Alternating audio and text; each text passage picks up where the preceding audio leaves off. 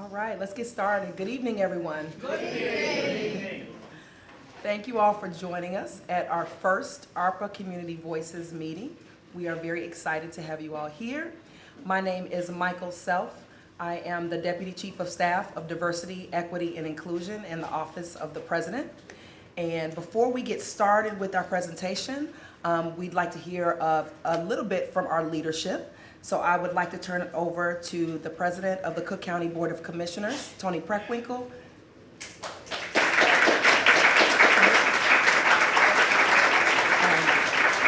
And then after President Preckwinkle speaks, we will hear from her Chief of Staff, Lynetta Haynes Turner, who is also my boss.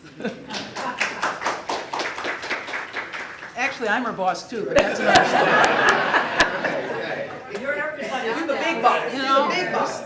just for the record, So good evening, everybody. Good evening. Very grateful to see so many of you out here today. Thank you. Before we begin, I want to acknowledge Commissioner Frank Aguilar, who has joined us. Would you stand up, please, Commissioner? And I'd like to acknowledge Michael Albert, who is our sign language interpreter for the evening. Thank you, Michael. We all know that there are many ways that you could spend this Wednesday evening, and yet you've chosen to be here with us to kick off our ARPA Community Voices series. I'm the executive of the second largest county in the country, and I can't overstate the importance of civic engagement and your participation here today. Before we begin, I want to acknowledge and thank my entire staff for their help and their vision to make tonight a reality. In particular, I want to thank Michael Self, our Deputy Chief of Staff of Diversity, Equity, and Inclusion.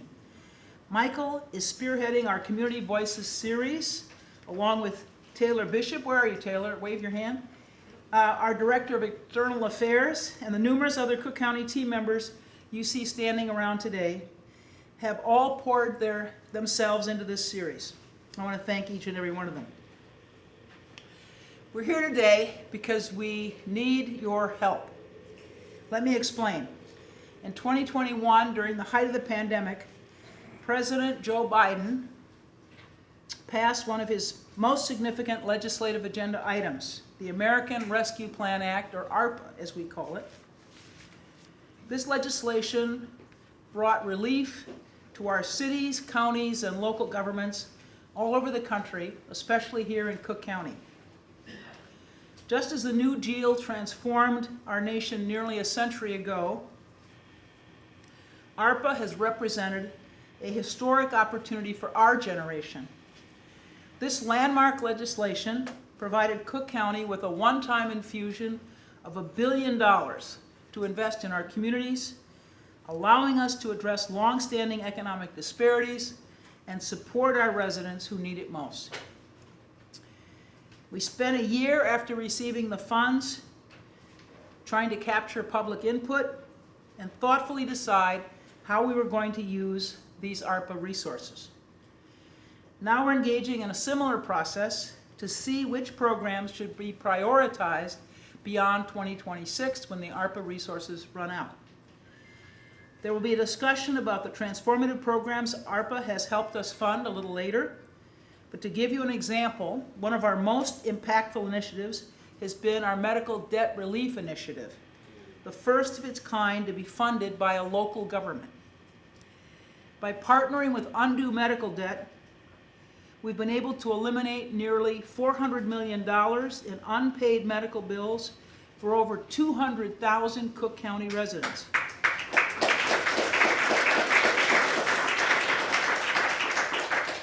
This program could not exist without ARPA resources. I must highlight also one more signature Cook County ARPA initiative, our nationally recognized Guaranteed Income Pilot, which is providing $500 a month to 3,250 families for over 2 years. This support has allowed families to cover essential needs, invest in their futures, and achieve greater financial stability. The overwhelming response to this program, which had over 230,000 applicants, underscores the urgent need for such economic support. Now tonight we're going to ask you to voice your opinions on the future of Cook County funded ARPA initiatives. As I mentioned, this is a one-time recovery infusion. The reality is that we won't be able to continue funding for all 70 ARPA programs enacted or contemplated. Your input will directly influence our long-term priorities as ARPA funding winds down. So thank you for joining this evening. And now I'd like to bring up my Chief of Staff, Lynetta Haynes Turner. Thank you.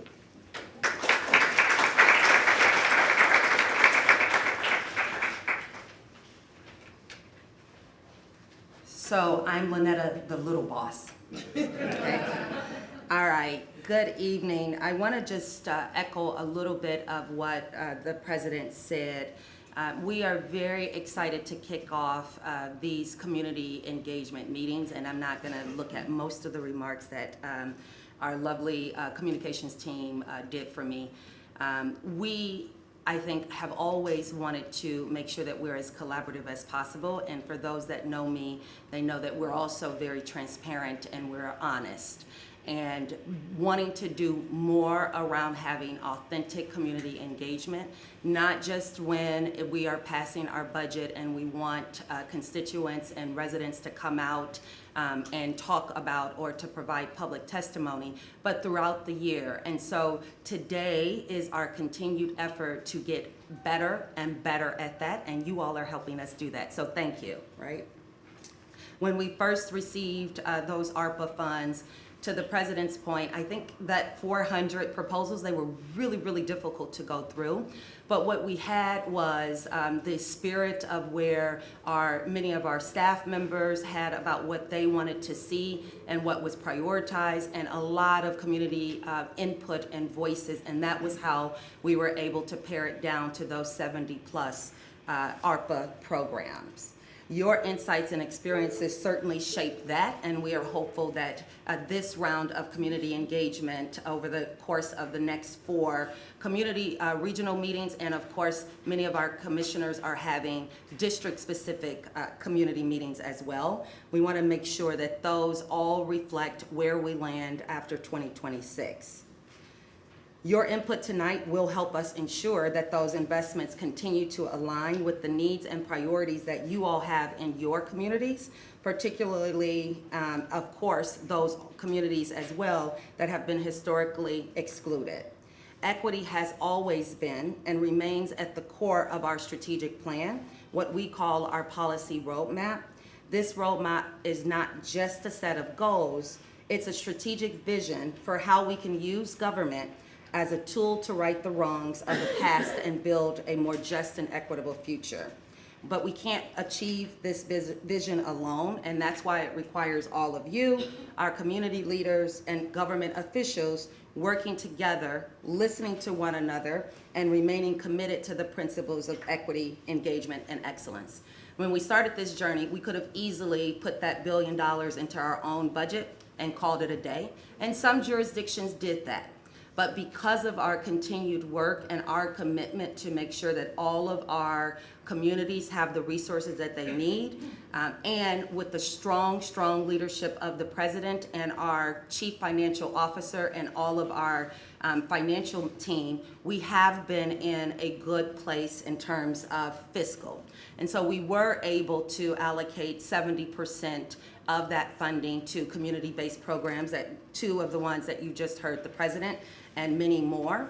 And then we use the rest of the money for our internal operations and to staff up to meet the need and the work. Tonight's meeting is a reflection of our belief that the most effective solutions come from the ground up, from the people who live and work in our communities every day. We are here to listen, to learn, so we do want not just your feedback on the ARPA programs, but also you'll hear later about our community engagement efforts and how do we continue to improve that work as we inform all of our policy decisions and our fiscal decisions. Thank you for being here, and I want to just give a special shout out to Michael. What she didn't tell you is she's only been with us for how long? I think 8 months. 8 months. And on day 2, I said, hey, we're doing this community engagement and you're the lead, right? And so she literally has hit the ground running with her expertise and her collaboration. We have our bureau chiefs and department heads and community engagement outreach teams all here. So this is an important effort and a holistic effort. And I appreciate Michael not quitting on day 3 when she realized how much work she had to do. So thank you all, and really looking forward to hearing more from you throughout the evening. We want to get started with I want to start with echoing some of the things that Lynetta and the president said about the purpose of our meeting. We're coming to you today and in subsequent meetings, and as Lynetta mentioned, the commissioner-led meetings, to really engage you all and hear your voice, and so you have an opportunity to participate in the decision-making process with respect to our ARPA-funded programs. We want to gather your input on program prioritization, so you'll see that in the survey, and we'll talk about that in a little bit. We'll be asking you to put our program priority areas in order of importance to you. And then we also want to ensure transparency and inclusivity. And so as we were developing the survey, we thought a lot about, are people going to really know what ARPA is? You know, if you have not been a recipient of ARPA funds, will you even know what that acronym means? Do people even know what the county does? Are we telling our story well enough? And so that's why we've accompanied our survey with our community engagement meetings, so that we have an opportunity to meet with you all live and in person, and you all have an opportunity to express your preferences for our ARPA-funded programs for beyond 2026. So a little bit about what we'll discuss today. We've already done our welcome and introductions. And as I mentioned, we'll do a brief overview of who Cook County is and what Cook County does. And then we'll get into what ARPA is. And I know the president explained that a little bit earlier, but we'll just review that a little bit. We'll explain how Cook County has used ARPA funds. And then we'll talk about the future of our ARPA-funded programs. We'll distribute our survey digitally or on paper if necessary. And then we'll open it up for questions and talk about our next steps. What are we going to do with the information that you all give us today and in our subsequent meetings? So as I mentioned, an overview of Cook County.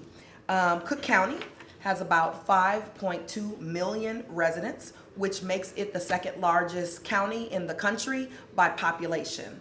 There are about, I want to make sure I get this right, there are about 2.7 million residents in Chicago, which means there are about 2.5 million residents that reside in the suburban municipalities outside of the city. There are 130 total municipalities that are either located entirely within the county boundaries or they're partially located in the county. And with respect to our budget in 2024, it is $9.26 billion.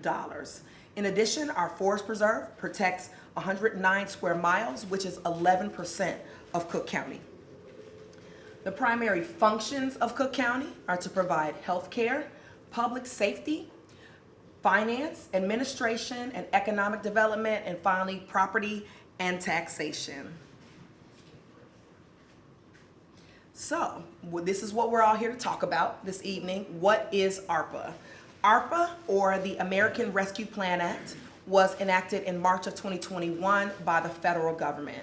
And it was enacted to provide economic relief and recovery from the COVID-19 pandemic. And let's take a look at the purpose and goals of ARPA. So the purpose was to support the public health response to COVID-19, address negative economic impacts, replace lost public sector revenue, and provide premium pay for essential workers. Also to invest in water, sewer, and broadband infrastructure. So ARPA funding in Cook County, you can see on the screen, we were allotted $1 billion in funding. And we decided to allocate 70% of our ARPA funds for our 73 community programs. And we could have changed that or changed that ratio around, but we spent $194 million on our operations and over $800 million on community programs, which we will be talking about this evening. So an overview of our ARPA programs. You have this sheet at your seat, so you can follow along, but you'll definitely be referring to it later. As I mentioned on the previous slide, there are 73 ARPA-funded programs. We're not going to go through all 73 programs because we will be here all night. So we have organized the programs into our 5 priority areas. And as you can see on the screen, we've got health and wellness. And health and wellness includes things like COVID-19 testing and vaccination sites, expanding mental health services.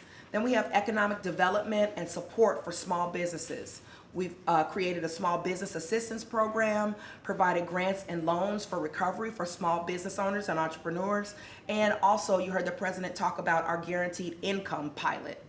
Then we focused on climate resiliency through our hazard mitigation and pollution prevention programs and residential property improvements. Our infrastructure improvements include water and sewer system upgrades and broadband expansion projects. Then our criminal legal system and community safety investments have looked like violence prevention and reduction grants, programs and services for domestic violence victims and survivors, and strengthening Chicago's Youth Juvenile Justice Collaborative. So a little bit about our successes and accomplishments under our ARPA-funded programs. And again, you heard the president talk a little bit about it. We've invested $42 million in our guaranteed income pilot.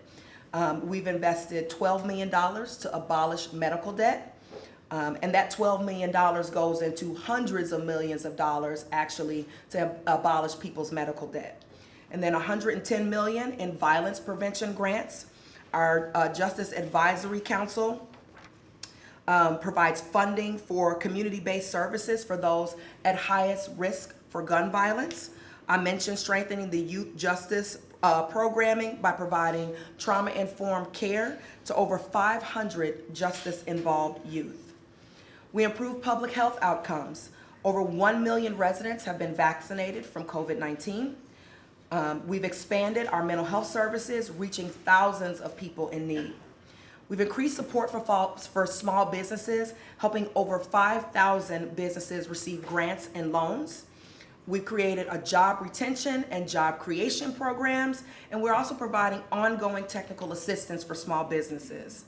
We've also enhanced community services. We've provided assistance to over 10,000 households for rental support. We've distributed millions of meals through our food programs, and our infrastructure projects have engaged in major sewer system upgrades in disinvested areas and expanded broadband services to our rural communities. So, what is going to happen in 2026 when ARPA funds must be spent? So we are looking at the feasibility and sustainability and the impact of the ARPA-funded programs. We are also coming to you asking your opinions on which programs we should prioritize. But we need to evaluate our programs to make sure that we know how they've impacted our residents and other program participants. We need to look at whether or not we can continue programs with other funds like grant funding without using tax dollars. And we need to evaluate our programs for effectiveness and financial feasibility. So before we get into our group discussion, because we're going to be asking you to engage in conversation about our ARPA programs, we would like to show a video from the president that just reinforces what we've talked about so far this evening. Hello, I'm Tony Preckwinkle, President of the Cook County Board of Commissioners. Today I want to talk to you about an important initiative, ARPA Community Voices. Through the American Rescue Plan Act, or ARPA, Cook County received $1 billion to support our community during the challenging times of the COVID-19 pandemic. These funds have been crucial in implementing a variety of programs aimed at improving public health, supporting economic recovery, and enhancing community services and infrastructure. We've seen significant success thanks to these funds. Over 1 million residents have been vaccinated, mental health services have been expanded, and thousands of small businesses have received vital support. Housing assistance has kept thousands in their homes, and infrastructure projects have improved our water systems and expanded broadband access. We've also launched transformative initiatives such as the nation's largest guaranteed income pilot. We're abolishing medical debt for hundreds of thousands of Cook County residents, and we're investing $110 million in community violence prevention grants. As we approach the end of the ARPA funding period in 2026, it's crucial that we plan for the future. This is where you come in. We need your input to determine which programs should continue and how we can sustain these efforts moving forward. Between August 1st and September 13th, we will be hosting community meetings to gather your feedback. Additionally, we've created a survey where you can rank what you believe should be our priorities. Please take a moment to complete the survey by scanning the QR code on your screen. Your input will directly influence our decision-making and ensure that we focus on programs that are feasible and impactful. Your voice matters. Together we can build a stronger, more resilient, and equitable Cook County. Thank you for your participation and your commitment to our community.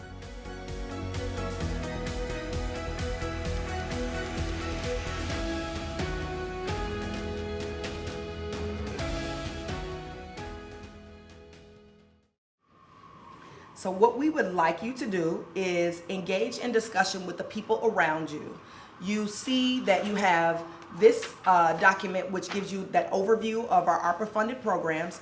You also have a note card and a pen that was in your seat. So we are going to ask the following questions. I'll ask them in just a minute, but as you're discussing these questions, please feel free to take notes and ask questions. Our community outreach team members, if you could all raise your hand and come around for folks. If there are questions that you have that you want a specific answer to, please write it on the note card, and if you don't mind, please leave your name and contact information so that we can get back to you with the answer to your question. Again, so you can engage in conversation with the people that are closest to you with the following questions. Question 1 is, discuss what you've learned about Cook County's ARPA-funded programs. What resonated the most with you? And then question 2 is, do you have suggestions for future programming? And I'll give you all about 10 or 15 minutes to have that discussion. Thank you. I'd just like to thank you all for engaging in conversation about our ARPA projects and anything else you all engage with. The purpose of this is to get us talking to each other, to talk about our ARPA programs, but I also understand there's a lot more that you all can connect on, so I appreciate you taking the time to do that. Before we get further into our discussion, I do want to turn it over to Commissioner Aguilar to say a few words. Thank you, Commissioner.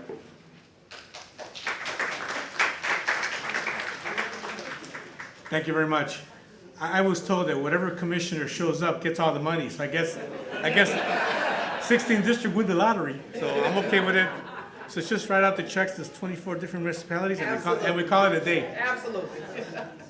Anyway, good evening, everybody. Thanks for coming. It is important. This is very important because it's your money, and you could, say where your money should be going and what the needs in your community. So I'm glad to see it, and I want to thank our President Tony Perpenka for her leadership and transparency. This is good government. Transparency to see where funds go and where the community really needs it. So I want to thank everybody for being here.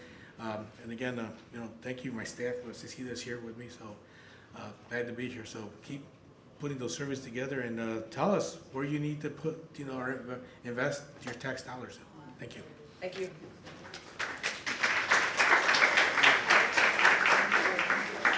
Thank you, Commissioner. Okay, so if you all did have questions that you put on your note card, we will come around and collect them. You can raise your hand and we can collect them, or you can also leave them on the table once our meeting is over.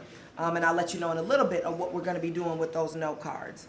But before we move on into our survey, the survey is going to be about 10 or so questions.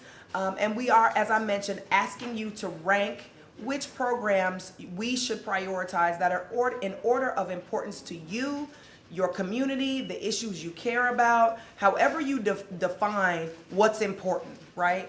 So you'll be looking at that in just a minute. But before we turn it over for you all to fill out the survey, we have one last question.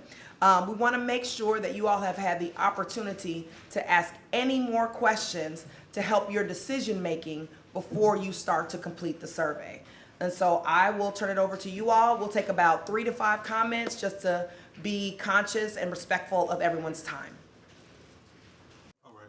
So seeing that ARPA is only on the county level, what is the partnership with the city and the officials in the city? How do we know, what's the collaboration, is I guess would be my question. Great question. What's your name? Eli Jackson. Mr. Jackson, how you doing this evening? So the question is, what is the collaboration between ARPA dollars for Cook County and ARPA dollars for the city? Is that what you're asking? If it's a combination, do they have their own funding? Yes. Yep, the city, as much as I'm aware, because remember y'all, I'm new, the city does have its own ARPA funds, and Lynette is going to respond. I'll help you out. Thank you. Yes, all jurisdictions receive some level of ARPA funding from the Biden administration. I believe the city got a little bit over $1 billion. And the state got the same. So significant money came in. And as you can imagine, many of those priority programs, health and wellness, economic development, the water infrastructure, they have very similar programs. In particular, Guaranteed Income Pilot, both the city and the county have been working on that, and we have started through our leadership of our Bureau Chief, Sochi Flores, and her team really working together. That has an evaluation component, and so we try to coordinate around that funding. The medical debt, now the state is going to be putting out similar investments in medical debt, and the violence prevention work. We actually literally just had a collaborative meeting earlier this morning from the Government Alliance for Safe Communities, and that is a historic partnership where we got invested over $350 million of our collective ARPA dollars in community violence intervention. And that work has been going on over the last 3 years. And that is significant coordination with the state of Illinois through the Illinois Justice Information, ICJA, Illinois Justice Information Criminal Authority, IDHS, Illinois Department of Public Health, our office and our Justice Advisory Council, and the city's office, mayor's office of community safety. So those are examples. A lot, if you go on their websites, you'll see a lot of similar programs because we all understand the need and the challenges. The goal that we've been really working towards is how does a government work together to maximize the scarce resources that we have, and that question is going to be incumbent on us to answer before these funds disappear. Thank you, Mr. Jackson. There's a question back there? Yes, I'm Chappie with Military Outreach USA. Question that I have here, we're all free because of one thing. People paid the ultimate sacrifice that we may be free. I don't see a lot of specificity in any of these programs or even conversations. I'm not talking about the conversations now, but in the news or when others speak that is specific to veterans. And there is a great need for us to help our veterans. Can someone address why there's not any specificity to these heroes? So I will say that I can't answer that question specifically, but I will say that what we have provided this evening is an overview of our program. So we do have 73 programs, but we didn't want to go through each individual program in this meeting. And then I'm going to turn it over to Lynetta. Yeah, so I don't know, we have one of our very special veterans in the room who manages all of our work in this area. So D-Love, give a round of applause. Good evening, everyone. Up this way? Okay. Good evening, everyone. I'm Major Retired D. Love. I'm the Director of Veteran Affairs for Cook County. And through the ARPA initiative, the Department of Veteran Affairs was able to procure nearly $5 million in grant funding. So that grant funding was used to assist as Chappie from Military Outreach USA is here, assist some of our veteran service organizations. We were able to provide $1.5 million in direct grant funding for veteran service organizations that provide services in veteran security, which includes housing and food, education and employment, mental health services, and benefit services and support. Through our honor grant program, in fiscal year 23, our 18 organizations, because we did do a second round of funding, of those 18 organizations were able to serve over 25,000 veterans and their families at that time. So that accounted for approximately 16% of the veteran population here within the county. And additionally, we do have our 2 signature programs, the Chicago Cook Technology Academy, that's spearheaded by our National Able Network, and Rebuilding Together Metro Chicago that are still completing the home repairs for veterans in both Chicago and suburban Cook County. So we do seek to continue to support those organizations and speak out to those too. So. Thank you so much. And I also think that that's part of, we started our evening together saying that we wanted to do a better job telling the story of what we do in Cook County, and that's part of what we'll be asking you all in a little bit. So thank you for that comment. We've got 2 more questions and then we'll move forward. Or I think 3 maybe. Hi, my name is Anita. I'm a resident of Chicago. Hi, Anita. Hi. I have a question about homelessness and people not having a home.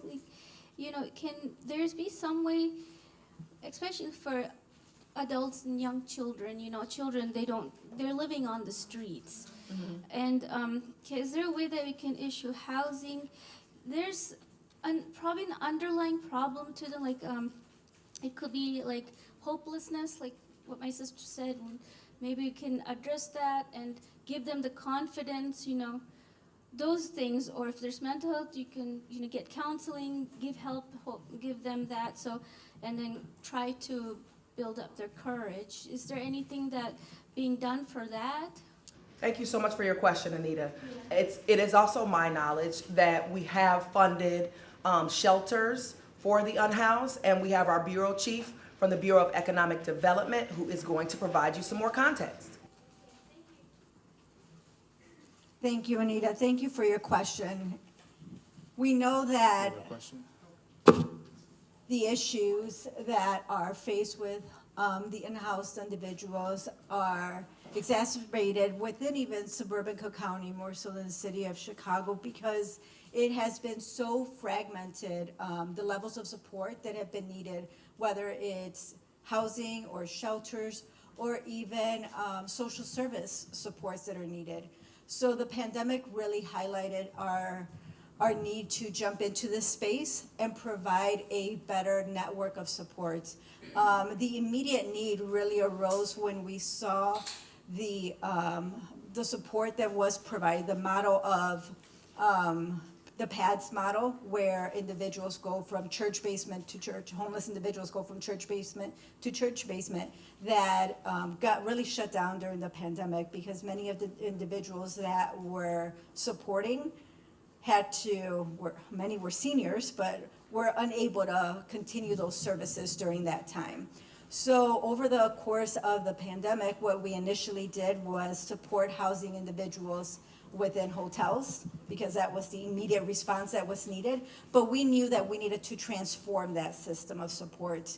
And that has been something that the additional funding provided through ARPA has allowed us to think more comprehensively, not just providing a Band-Aid to this issue that really needed a more comprehensive approach.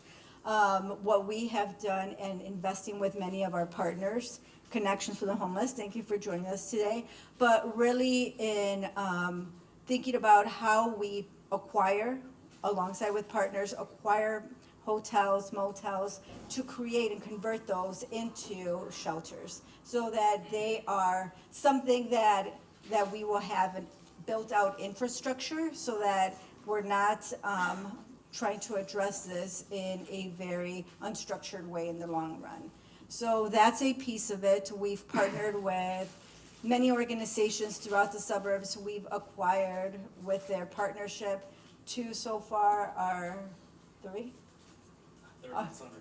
The third one is under contract now, but we're really looking at that comprehensively with the organizations to figure out how do we strategically address that, and looking at where homeless individuals are within suburban Cook County.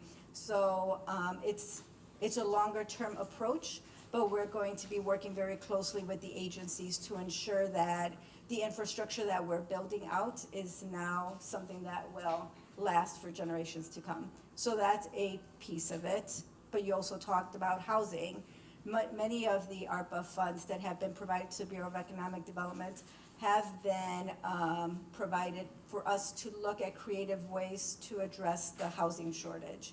So Jacob can talk a little bit more about that, but there are programs that we're piloting so that we can figure out what is our role going forward in addressing these longer systemic issues.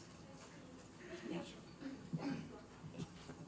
Sure, I think Sochi hit the nail on the head. We started with having to face an emergency crisis, right? So not only did we look to get those unhoused individuals into hotels when the PADS model shut down, we also provided emergency rental assistance to make sure that we didn't have an increase in homeless by making sure people could stay in their rental units.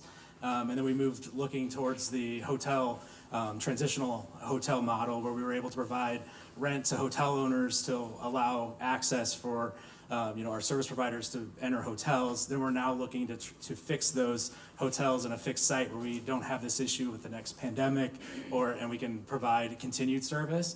And then we want to move, obviously, homeless individuals into a more permanent housing arrangement. So we've committed a lot of ARPA dollars to the Permanent Supportive Housing Initiative, something we were already doing with our recurring grant funds for housing, thanks to the president and the bureau chief. But we're also able to expand that. It's going to allow us to work with our funding partners at the state to leverage a lot more supportive housing units. We've already closed on 2 of those using ARPA funding, and we have 3 more in our pipeline.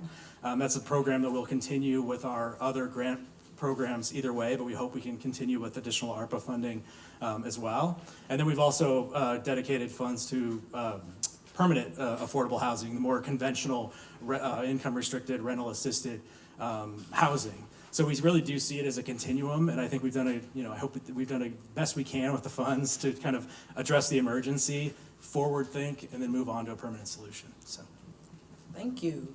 All right. Appreciate it. Thank you. First of all, I want to say I'm a Cook County employee, but I'm not talking about what I'm going to say because I'm an employee here. I first want to thank Sochi and the Bureau of Economic Development. We have a lot of issues in our community that create violence, and many individuals are seeking for job opportunities. Through our Cook County connectors and Chicago and Sochi's leadership, we've been able to help people find jobs all over Cook County. I'm just hoping that we keep enhancing that program, because I'm tapping on all their resources to let people know we have job opportunities that are permanent. And some people are looking, many people who are retired want to come back to work. And I'm thinking, is there a way that we could do on-the-job training or internships or mentoring programs where we could recruit some of these people and teach them the culture of working at Cook County and actually have them have a career opportunity. So I'm hoping the funding continues to Sochi's Department, Bureau of Economic Development, because what we're doing in my new position with these job opportunities, it is changing people's image of Cook County. And they're aware that you don't get a job at Cook County because you're politically involved, okay? We're going to take one more comment. Okay. Ready. Michael. Thank you. Hi, my name is Brandy Edwards, and I have a question about parental alienation and child psychological abuse in Cook County. I am a victim of, or a survivor from domestic violence. And so I did need the services, but I was very thrown back by the fact that after we receive services, there's no aftercare for the children or spouses that have fell victim and turned survivors of domestic violence. I noticed that on the paper it said You're investing in violence prevention and trauma-informed care. So I just wanted to know, what is the investment for victims or survivors with children of domestic violence? What's that aftercare for them? Because we do need somewhere else to go, and we do still need that help for our children. Thank you so much for your question. Yeah, we're gonna ask Avik Das if you can come up to speak to that really quickly.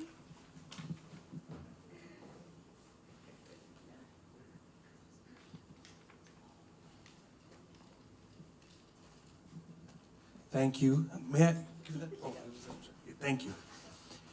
Thank you for sharing your experience and the frustration.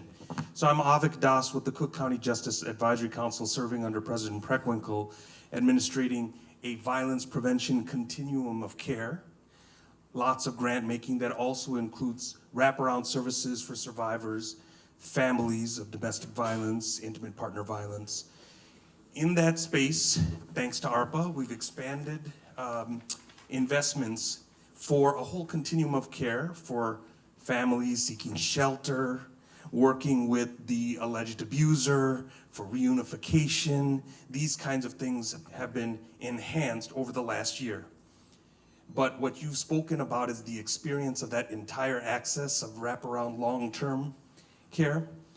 This represents something that I think I wouldn't be surprised if a number of the conversations that took place today is focusing on housing, mental health, access to sort of job readiness and increased care. It's not necessarily centering which door you walk through, but how is it that the county is showing up for the whole person to access the services.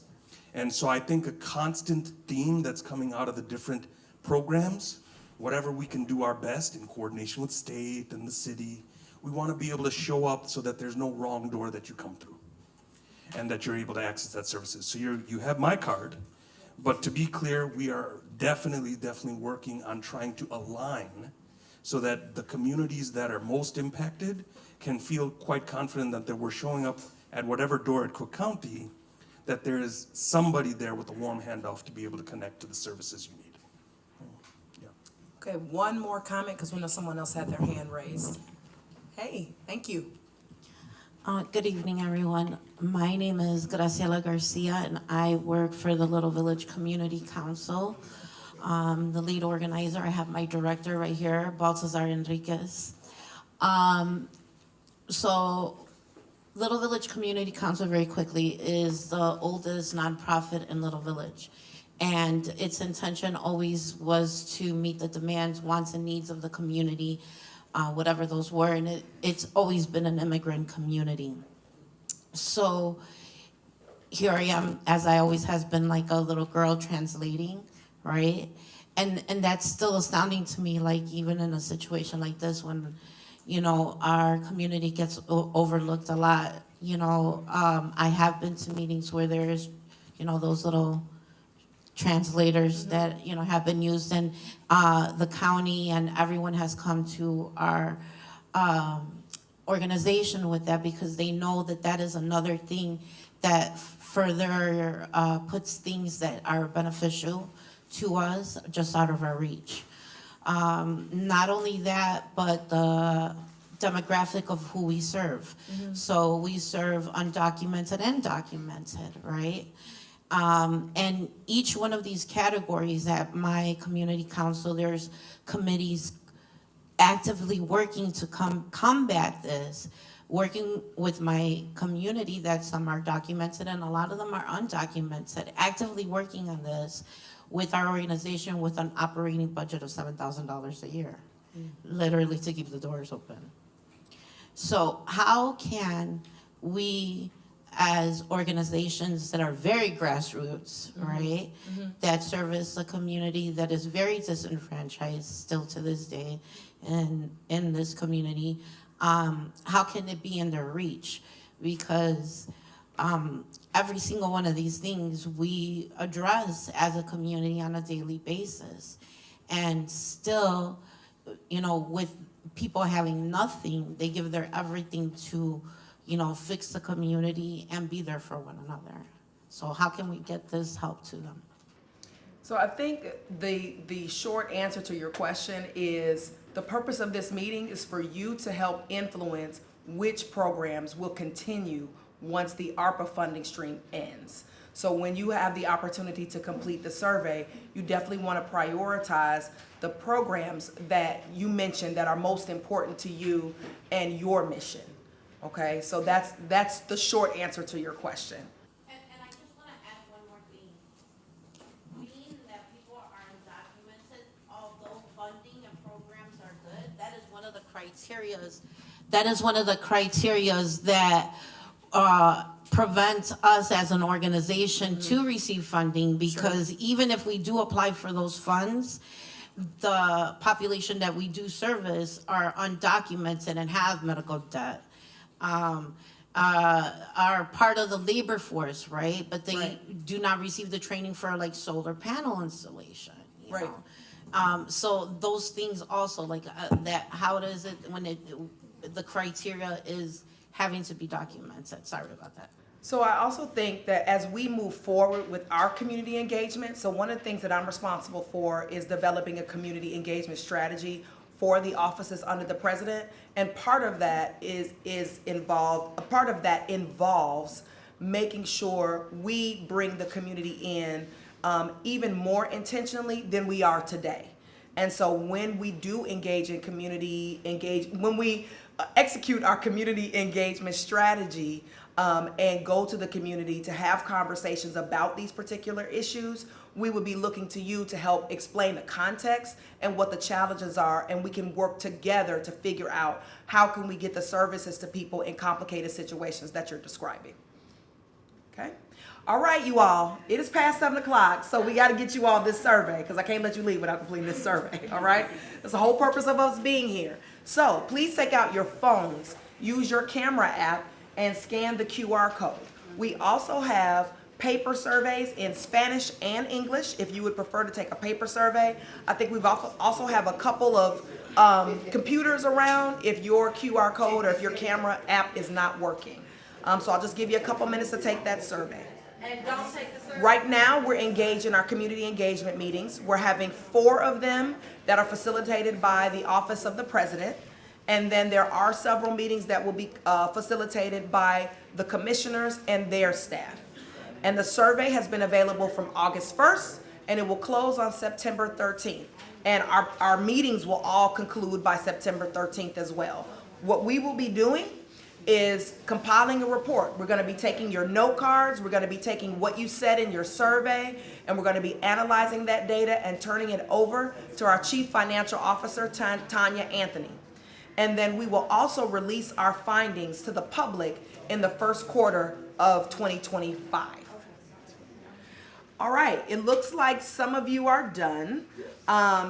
So this essentially concludes our program for this evening. We want to thank you all so much for coming. We know it's not easy to get down into the loop, particularly during rush hour. So whether you've come by bus, car, Uber, or some other means, we really appreciate you taking the time with us this evening. I would also like to thank our team. So the team in the offices of the President, the Intergovernmental Affairs team, this would not be possible without their collaboration with me and with the commissioners and other elected officials. Our communications team, the reason you know about this meeting is because our communications team worked really hard to make sure that we could fill this room by getting the message out. Our colleagues at Cook County Health have been working within their networks to get all of this information to you all. So I want to thank everyone, the bureau chiefs that are here answering questions. We really, really appreciate your time. The last slide is just what I told you. What's going to be happening with our next steps? We'll release the survey results to the public in 2025. Pause for a quick minute so that Michael can give some important information on next steps, and then we can continue our hospitality. Go ahead, Michael. So what I was just saying, I'm just reiterating you all that the survey results and the recommendations that you all have provided will be released to the public in the first quarter of 2025. All right, so again, thank you all so much for your time, and please be safe going home. Thank you.